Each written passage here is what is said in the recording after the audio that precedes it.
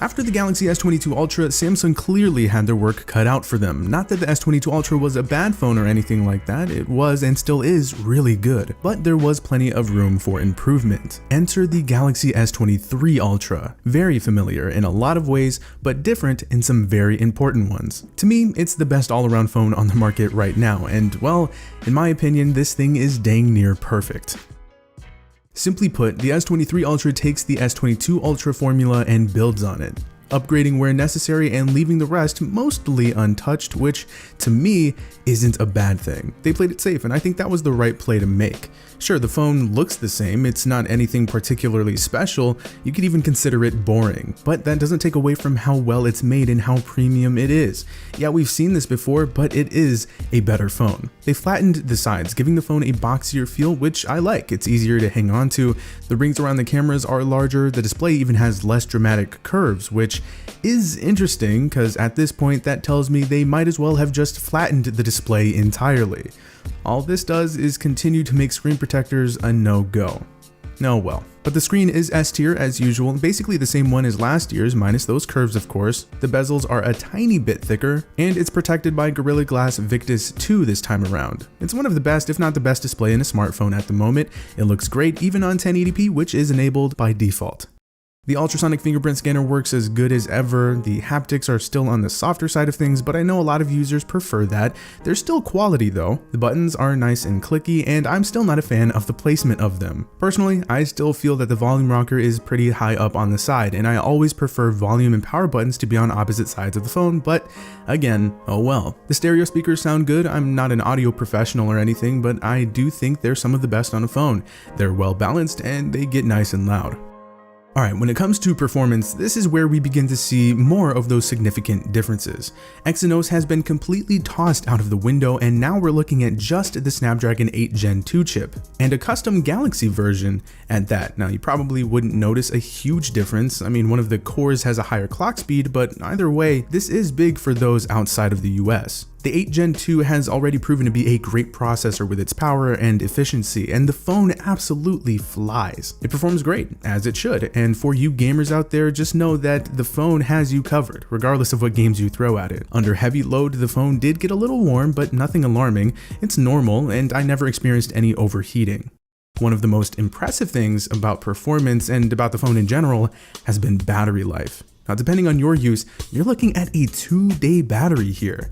Again, it's thanks to that 8 Gen 2 processor and how efficient it is. And this has the same size battery as the 22 Ultra, but things are better optimized, making battery performance far more reliable. In my testing, I've been able to get over 9 hours of screen on time with heavy use, no problem. On average, I get around 7 to 8, but with moderate, more realistic day-to-day use, I can easily get a day and a half on a single charge. Standby times have been good too. I lost maybe 6 to 7% overnight, and even less, around 1 to 2% without always on display enabled. So whether you're a power user or a light casual user, I'm confident in saying that you'll experience very good results either way. This is some of the best battery life in a phone at the moment. So far, it's not exactly easy taking this thing down. I do wish that the phone had faster charging speeds though, especially at $1,200. I'd expect more considering what other phones offer. I'm coming off of using the OnePlus 11, and being able to charge from 0 to 100% in half an hour is pretty game changing. 45 watts isn't painfully slow, and it helps that battery life is great, but this is a genuine letdown for me. For a phone with the name Ultra, Samsung really could have and should have stepped it up here. Plus, it can be a headache trying to make sure I have a wall adapter that'll charge the phone at full speed on hand.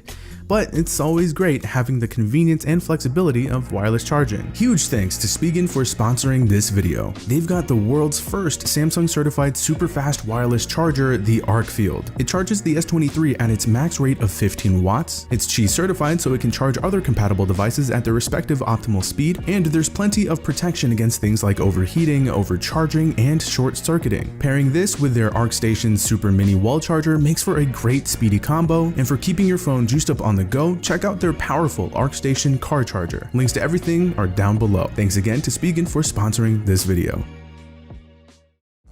When it comes to the cameras, this is another area where more differences are seen. As usual, you're looking at what I consider to be the most versatile camera experience from lenses to the loaded camera app. Unfortunately, shutter lag is still a thing. I know that might be an issue for some users, so keep that in mind, and low light photography does still need some work. Now we're looking at a 200 megapixel main lens this year. Yeah, that's insane.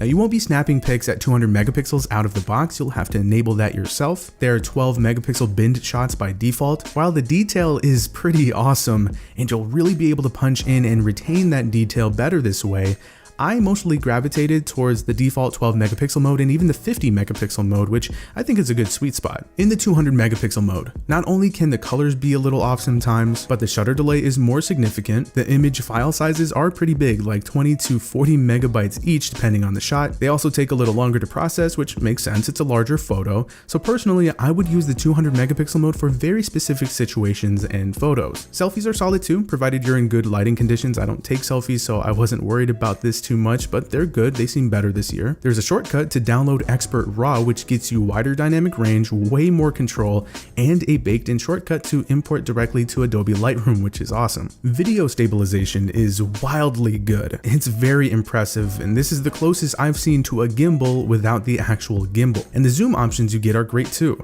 I went to a Mavs game, I was perched pretty far away from the court, but the zoom and stabilization helped me snap some good shots and grab a couple usable video clips. It's good stuff.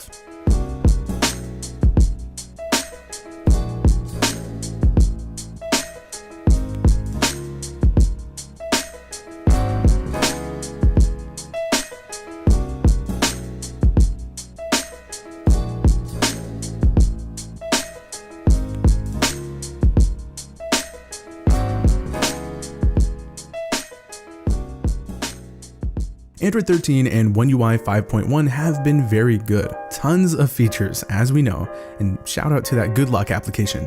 You pair all of these with that processor, super fast UFS 4.0 storage, and the daily